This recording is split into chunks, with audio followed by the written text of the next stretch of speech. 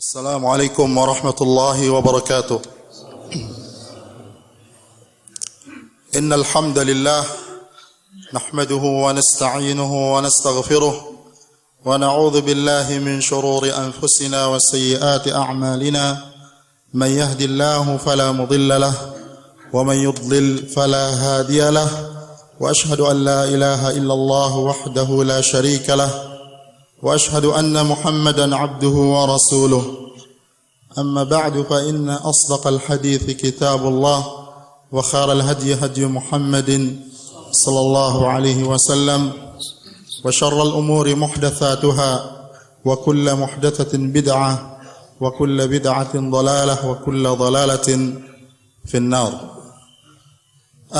أيها الإخوة الكرام، في هذا اليوم المبارك لقد تشرفنا نحن أهل لومبوك بزيارة شيخ من مشايخ أهل السنة والجماعة بالمدينة النبوية، وهو فضيلة الأستاذ الدكتور عبد الرزاق بن عبد المحسن العباد البدر. ونشكر الله تبارك وتعالى على ما سعى فضيلته من سفر إلينا وحضور في مجالسنا في إندونيسيا، وجزاه الله خيرا كثيرا.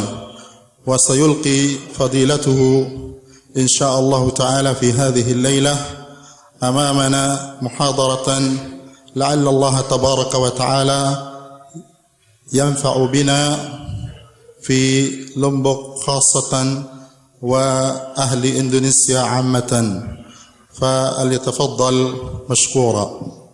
السلام عليكم ورحمة الله وبركاته.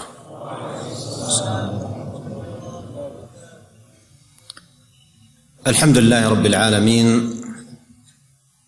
وأشهد أن لا إله إلا الله وحده لا شريك له، وأشهد أن محمدًا عبده ورسوله، صلى الله وسلم عليه وعلى آله وأصحابه أجمعين.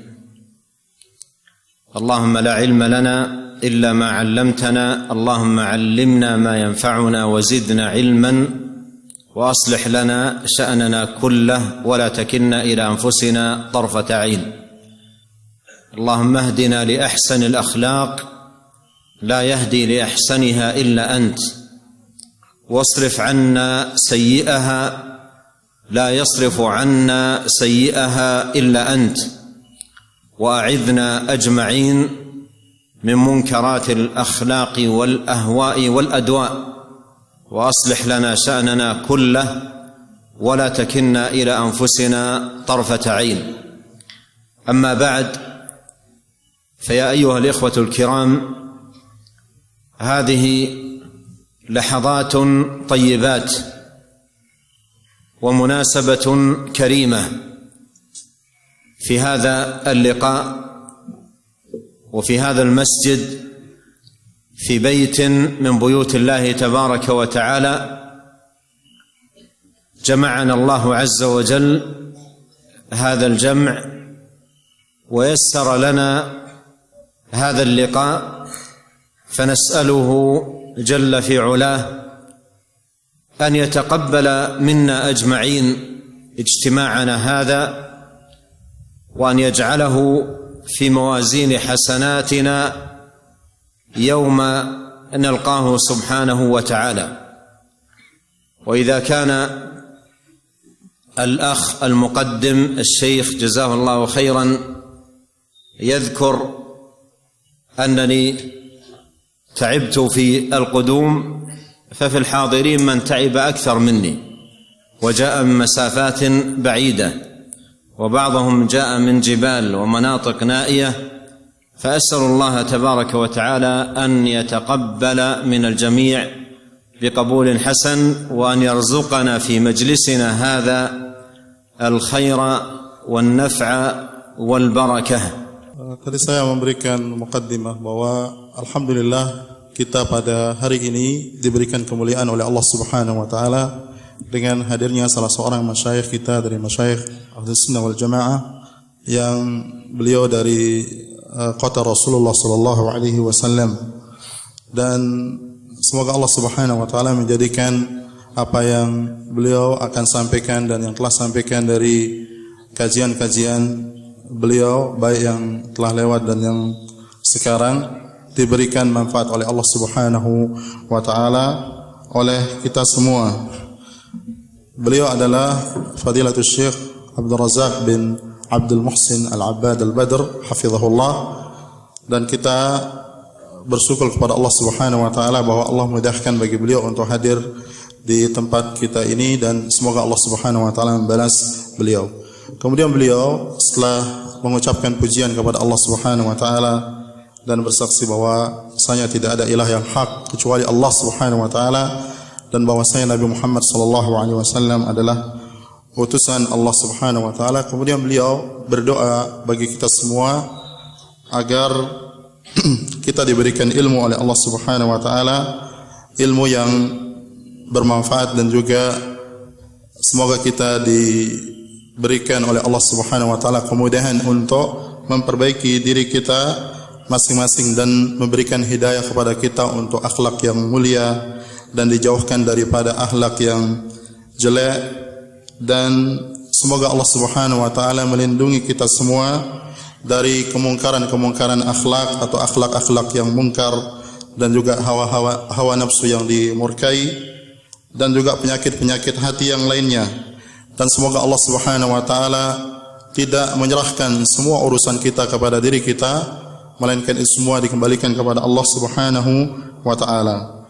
Kemudian beliau mengatakan bahwasanya ini adalah saat-saat yang sangat baik dan juga kesempatan yang sangat mulia, yaitu kita bisa bertemu di masjid ini yang dia rumah dari rumah-rumah Allah Subhanahu wa taala, di mana Allah Subhanahu wa taala telah mengumpulkan kita dengan hadirin yang hadir pada kesempatan ini, dan semoga Allah Subhanahu wa taala memudahkan bagi kita dengan pertemuan yang ada, dan juga kita meminta kepada Allah Subhanahu wa taala agar menjadikan, semoga Allah Subhanahu wa taala menjadikan pertemuan kita ini pertemuan yang bermanfaat dan juga menjadi salah satu dari bagian kebaikan dan pahala bagi kita di akhirat kelak di sisi Allah Subhanahu wa taala.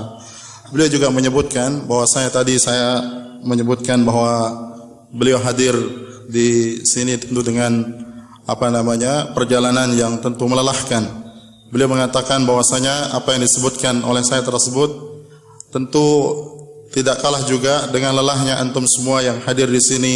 Sebagian datang dari tempat-tempat yang jauh, bahkan dari gunung, ada yang turun gunung dan sebagainya untuk menghadiri kajian ini, dan semoga semua apa yang kita lakukan itu diterima oleh Allah Subhanahu wa taala. Wa unwanu hadha al-liqa al-Islam dinu al-akhlaq,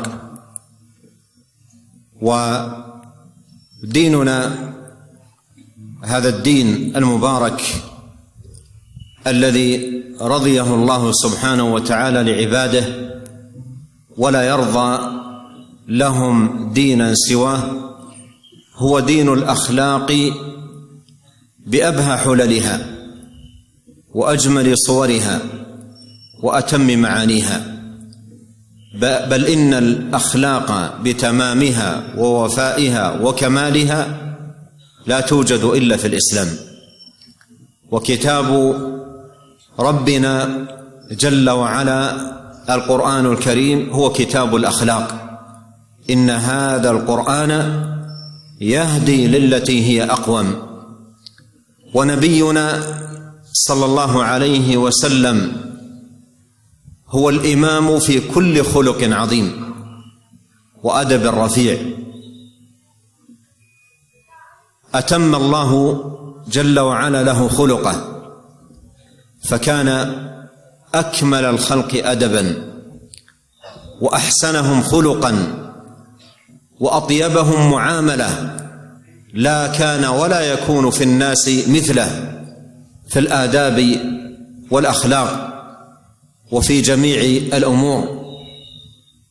وقد كان صلوات الله وسلامه خلقه القرآن، كان خلقه القرآن، لما سئلت أم المؤمنين عائشة رضي الله عنها عن خلق النبي صلى الله عليه وسلم قالت كان خلقه القرآن، بمعنى أن كل خلق وأدب دعي إليه في القرآن الكريم فإن النبي صلى الله عليه وسلم أتى به متمما مكملا، فكان صلوات الله وسلامه عليه قدوة للعالمين في كل خلق عظيم وأدب رفيع.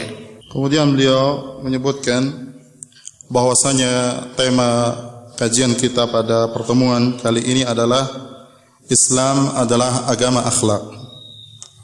Agama kita Islam yang diberkahi oleh Allah Subhanahu wa taala, yang Allah Subhanahu wa taala ridha bagi hambanya hanya dengan agama ini, dan Allah Subhanahu wa taala tidak ridha dengan agama selain Islam, di mana agama yang diridhai oleh Allah Subhanahu wa taala bagi hambanya yaitu al-Islam adalah agama akhlak. Agama akhlak dalam artian gambaran tentang agama yang sebaik-baik dan seindah akhlak, seindah-indahnya akhlak, dengan gambaran dan bentuk yang terbaik yang diajarkan oleh Rasulullah sallallahu alaihi wasallam, yang di mana gambaran terbaik dan yang mulia dari akhlak ini tidak terdapat kecuali di dalam Islam, di dalam agama yang dibawa oleh Rasulullah sallallahu alaihi wasallam. Dan Al-Qur'anul Karim adalah kitab suci yang mengajarkan akhlak, yang berisi akhlak. Dan Allah Subhanahu wa taala menyebutkan di dalam Al-Qur'an yang artinya sesungguhnya Al-Qur'an ini atau kitab ini dia memberikan hidayah kepada akhlak atau kepada sesuatu yang sangat lurus, sangat baik. Kemudian Rasulullah sallallahu alaihi wasallam, nabi kita Nabi Muhammad sallallahu alaihi wasallam adalah imam di dalam masalah akhlak. Tidak ada orang yang paling tinggi akhlaknya dari Rasulullah sallallahu alaihi wasallam, dan beliau adalah sebaik-baik manusia yang diberikan akhlak dan disempurnakan akhlaknya oleh Allah Subhanahu wa taala, dan yang paling baik muamalahnya. Tidak ada orang yang semisal atau menandingi akhlak dan kebaikan muamalah Rasulullah sallallahu alaihi wasallam, dan di dalam segala urusan beliau yang berkaitan dengan kehidupan. Dan Nabi Muhammad sallallahu alaihi wasallam adalah akhlak beliau adalah Al-Qur'an. Sebagaimana disebutkan bahwasanya Aisyah radhiyallahu taala anha ummul mukminin ditanya tentang akhlak Rasulullah sallallahu alaihi wasallam, kemudian beliau mengatakan bahwasanya akhlak beliau adalah Al-Qur'an. Dan yang dimaksudkan dengan perkataan beliau bahwa akhlak Rasulullah sallallahu alaihi wasallam adalah Al-Qur'an, bahwasanya Rasulullah sallallahu alaihi wasallam telah mendatangkan dan melakukan pada pribadi beliau atau telah ada pada diri Rasulullah SAW dan pribadi beliau semua akhlak yang Al-Quran mengajak kepadanya. Artinya segala yang diajak di dalam Al-Quran kepada akhlak yang mulia semua ada pada diri Rasulullah sallallahu alaihi wasallam, dan beliau berakhlak dengan apa yang ada di dalam Al-Quran dengan sesempurna dan sebaik-baik akhlak yang ada pada diri Rasulullah sallallahu alaihi wasallam. Oleh kerana itu Rasulullah sallallahu alaihi wasallam adalah qudwah kita dan teladan kita di dalam akhlak dan budi pekerti. وقد أقسم الله جل وعلا على كمال خلقه وجمال أدبه صلوات الله وسلامه عليه، حيث قال سبحانه وإنك لعلى خلق عظيم، أي خلق تام كامل متمم للأخلاق مكمل لها. وقال صلوات الله وسلامه عليه إنما بعثت لأتمم مكارم الأخلاق، وفي رواية لأتمم صالح الأخلاق. فهو عليه الصلاة والسلام إمام في كل خلق رفيع وكل أدب كامل، وحياته ومعاملاته ومعاشرته كلها أدب وخلق. Kemudian beliau menjelaskan bahwasanya Allah Subhanahu wa taala bersumpah tentang ketinggian dan kemuliaan akhlak Rasulullah sallallahu alaihi wasallam dan keindahan adab beliau. Sebagaimana Allah Subhanahu wa taala menyebutkan di dalam Al-Qur'an yang artinya sesungguhnya engkau Muhammad sungguh berada pada akhlak atau budi pekerti yang sangat agung. Artinya akhlak yang sempurna, akhlak yang dia penyempurna bagi akhlak-akhlak yang ada sebelumnya. Dan juga Rasulullah sallallahu alaihi wasallam mengatakan di dalam hadis, sungguhnya aku diutus untuk menyempurnakan akhlak yang mulia, dan di dalam riwayat yang lain adalah akhlak yang baik, menyempurnakan akhlak yang baik. Dan beliau Rasulullah sallallahu alaihi wasallam adalah imam dan pemimpin di dalam akhlak yang mulia yang tinggi dan juga adab yang sempurna. Kehidupan Rasulullah sallallahu alaihi wasallam dan perilaku dan pergaulan beliau semuanya adalah akhlak yang mulia dan adab yang mulia. Wal khuluqu أيها الإخوة الكرام عنوان على فلاح صاحبه وسعادته في الدنيا والآخرة، بل ما استجلبت الخيرات واستدفعت الشرور والآفات بمثله. وكلما كان العبد متمما للخلق مكملا له كلما كان ذلك أرفع في درجاته وأعلى في منازله وأبلغ في تحصيله للثواب. ولما سئل نبينا صلى الله عليه وسلم عن أكثر ما يدخل به الناس الجنة قال تقوى الله وحسن الخلق. وقال صلوات الله وسلامه عليه أقربكم مني منزلة يوم القيامة أحاسنكم أخلاقا. Kemudian beliau mengatakan bahwasanya akhlak adalah merupakan tanda dari kebahagiaan seseorang. Artinya kalau ada pada diri seseorang akhlak yang mulia, maka itu tanda kebahagiaan dan kebaikan bagi dirinya. Dan tidaklah datang kebaikan-kebaikan yang banyak pada diri seorang hamba melainkan dari sebab akhlak, dan tidaklah dijauhkan dia dari segala keburukan melainkan karena akhlak yang ada pada dirinya. Oleh karena itu semakin seorang hamba itu memiliki akhlak yang tinggi, akhlak yang mulia, maka dia akan semakin tinggi derajatnya dan kedudukannya di sisi Allah Subhanahu wa taala, dan juga dia akan mendapatkan pahala yang jauh lebih baik dan sangat baik di sisi Allah Subhanahu wa taala. Oleh karena itu Rasulullah sallallahu alaihi wasallam, manakala beliau Rasulullah SAW ditanya tentang apa yang paling banyak yang menjadikan orang itu masuk ke dalam surga, beliau menjawab adalah takwa kepada Allah Subhanahu wa taala dan akhlak yang baik. Kemudian juga Rasulullah sallallahu alaihi wasallam mengatakan di dalam hadis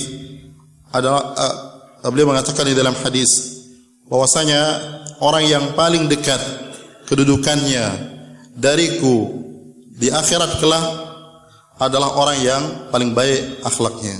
Wal khuluq huwa fi'lu al-insan ma yuhmad min al-aqwali wal a'mal wa bu'duhu amma yudham min al-aqwali wal a'mal, wa huwa yakunu bil qalb tahalliyan بالأخلاق القلبية الفاضلة كالحياء والصبر والعفة وغير ذلك، وباللسان صيانة له وحفظا من كل قول ذميم وكلام فاحش وألفاظ سيئة،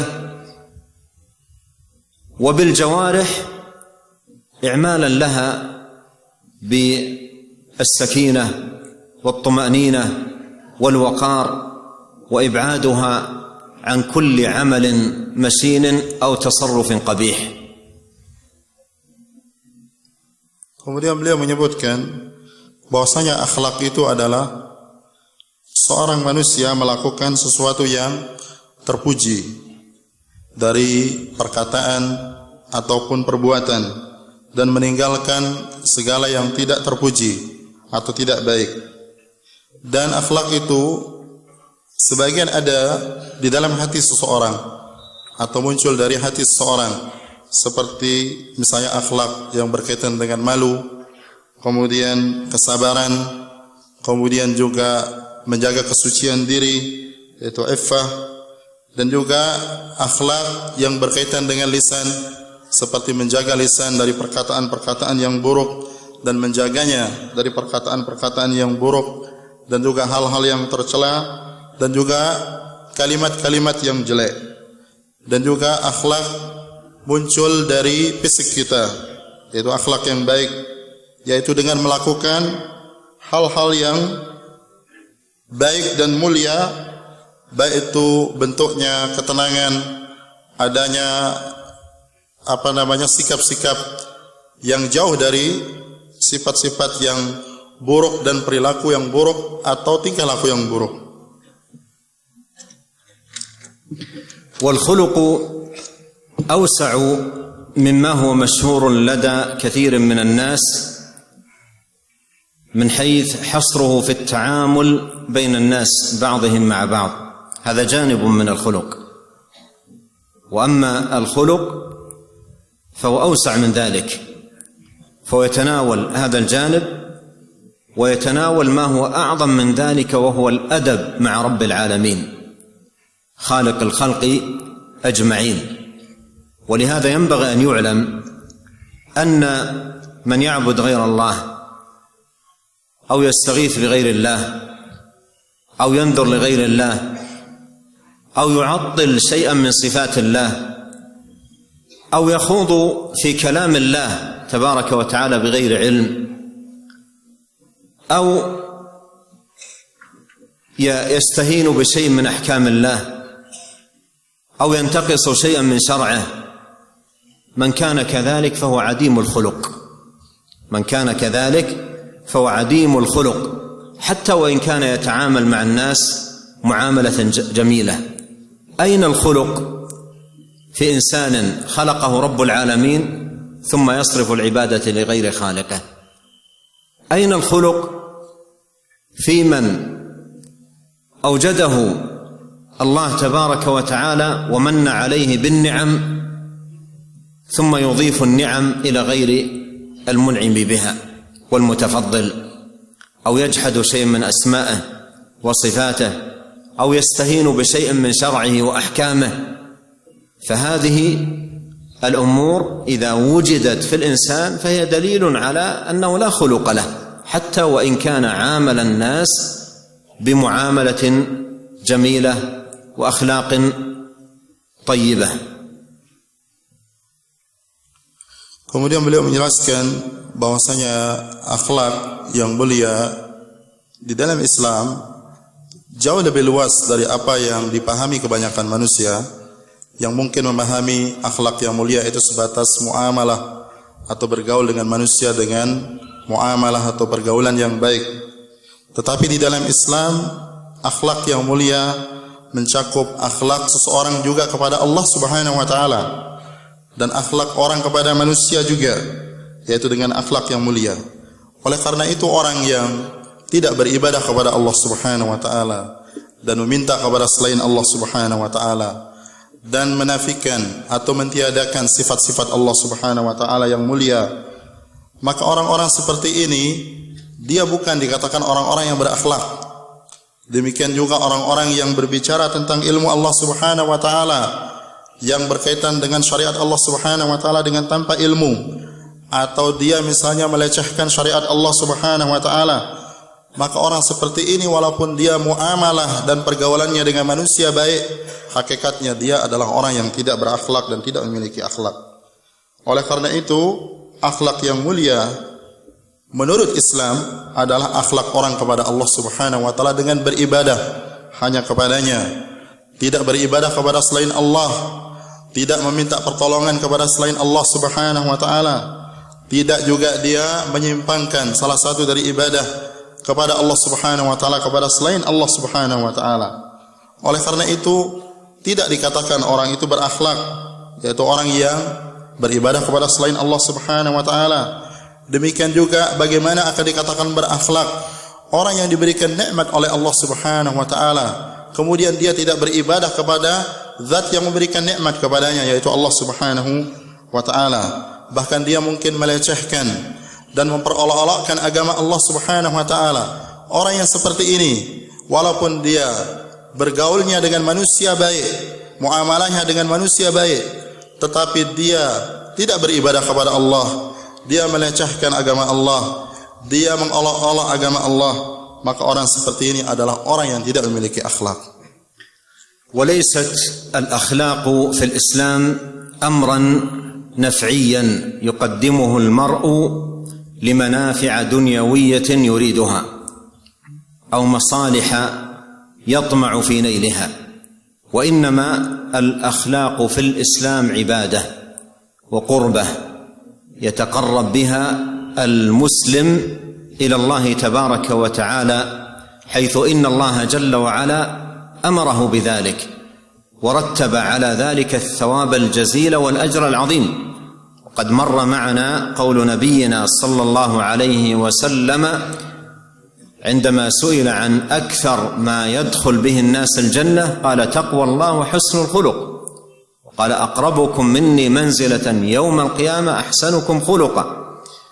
فالمسلم عندما يقوم بهذه الأخلاق والآداب يقدمها قربة لله، إنما نطعمكم لوجه الله لا نريد منكم جزاء ولا شكورا، بخلاف غير المسلم فإنه قد يأتي بأخلاق جميلة وآداب حسنة ومعاملات طيبة، لكنه لا يرجو بها شيئا عند الله، وحده في هذه الأخلاق مصالح دنيوية، إما ذكر يرجوه أو شهرة يطمع فيها أو باصطلاحنا المعاصر أصوات يجمعها أو غير ذلك من المقاصد التي تكون من كثير من الناس بما يقدمونه من أخلاق. وينبغي أن يعلم أن الخلق إنما يكون نافعا للعبد عند الله إذا أراد به الدار الآخرة، إذا أراد به الدار الآخرة ورجى به ثواب الله سبحانه وتعالى، وعده في جملة قربه التي يتقرب بها إلى الله سبحانه وتعالى. Kemudian beliau menyebutkan bahwasanya akhlak di dalam Islam bukanlah perkara yang dia berkaitan dengan manfaat dunia. Orang bermuamalah dengan orang lain dengan muamalah atau pergaulan yang baik atau dengan akhlak yang baik dengan maksud maslahat dunia atau dengan maslahat yang dia menginginkannya atau dia tamak dengannya. Akan tetapi akhlak di dalam Islam adalah ibadah kepada Allah Subhanahu wa taala. Yang seseorang mendekatkan diri kepada Allah Subhanahu wa taala dengan akhlak tersebut yang dia ibadah kepada Allah Subhanahu wa taala. Dan juga akhlak yang mulia di dalam Islam diyakini oleh seorang muslim adalah ibadah yang dia mendatangkan pahala di sisi Allah Subhanahu wa taala. Dan telah lalu kita sebutkan hadis Rasulullah sallallahu alaihi wasallam ketika beliau ditanya tentang apakah yang paling banyak menjadikan seseorang masuk ke dalam surga, beliau menyebutkan yaitu takwa kepada Allah Subhanahu wa taala dan akhlak yang mulia atau akhlak yang baik. Dan juga beliau Rasulullah sallallahu alaihi wasallam menyebutkan bahwasanya orang yang paling terdekat dari kalian denganku kedudukannya di hari kiamat adalah orang yang paling baik akhlaknya. Oleh karena itu seorang muslim ketika dia berakhlak, dia tidak berakhlak dengan maksud hal-hal dunia. Dia tidak berakhlak dengan maksud untuk mendapatkan sesuatu dari perkara-perkara dunia.